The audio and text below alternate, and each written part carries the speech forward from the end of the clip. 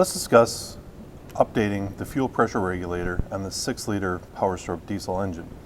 Now this may also be commonly referred to as the blue spring kit. You'll notice that there is a blue spring in this kit here. And what we're going to do is replace this, and this is going to up our fuel pressure by 12 to 15 psi, from about 45 to 60 psi. And so in order to do that, we have to remove the charge air cooler tubing out of the way. I'm going to remove the air cleaner assembly. That'll give us good access to the fuel filter housing in which this assembly is mounted to. So let's get started and get some of the stuff out of our way.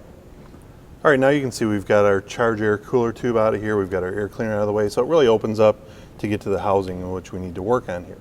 I've also done one extra step and taken my pry bar and I've wedged it below the fuel line and tucked it underneath the negative battery cable here. And what that's done is put the upper radiator hose out of the way. Now you could choose to remove the upper radiator hose, but you're gonna have a little bit more of a mess with some coolant spilling. So what we've done here is tucked it down. Got to be careful not to pinch it off by the housing here, but that's got it out of our way. Okay, now we've got everything out of the way. You can see we've got the zip tie on the fuel line here. What that's gonna do is hold this fitting from falling all the way down once I break this loose. So I'm gonna take my 13/16 end wrench and break this line loose, thread this off,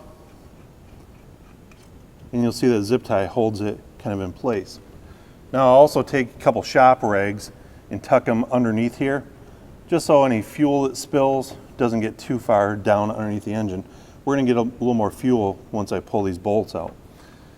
One other thing I wanna do right now is take a 7/8 end wrench and get this fitting out of here. We're gonna transfer that over to our new housing when we install the new one. If you don't do it right now, we're gonna have to put this unit in the vise and transfer it later on. So let's do that while it's still mounted to the vehicle. Then we'll remove these 4 bolts and get this housing off of here.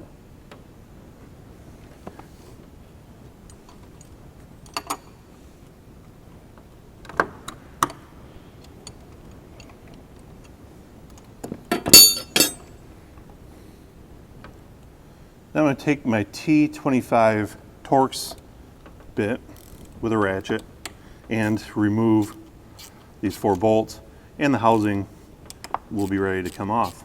Okay, we'll get our last bolt out and we'll remove the housing, lay it off to the side.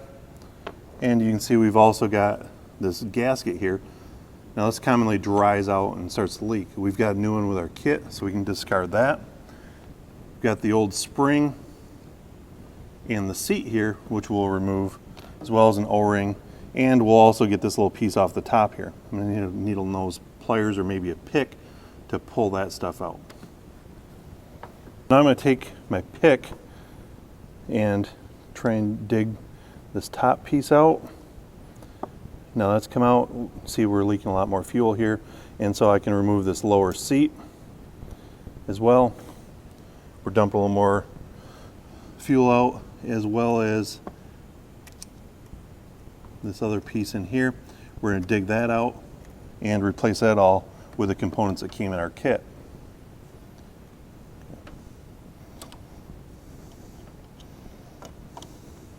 Okay, so we've got our new top piece here. I'm going to lubricate the O-ring with a little bit of fuel here, help that slide in a little bit better. So now I'm going to orient that properly, and we will get that in the right location and simply pop it in place. Now we'll finish it off with a blunt object like the handle, just to make sure it's seated properly in there. Then we'll take our lower pieces, install those in here.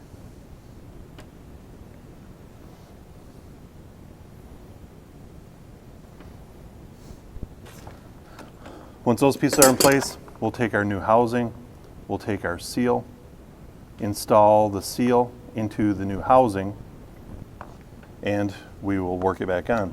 Now our kit comes with 4 new bolts. We'll use those as well. So let's go ahead and install that, get those snugged up, and then we'll reinstall the fitting on the end here with the new O-rings that came with the kit as well.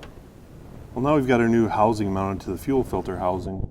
We have to install this fitting in our new housing. Now there's a couple O-rings here in which we want to replace. So I'm going to use my pick to get this large O-ring off, and then you'll notice in the face of this fitting there's another O-ring recessed in there as well. So again, use the pick to help roll that out of there.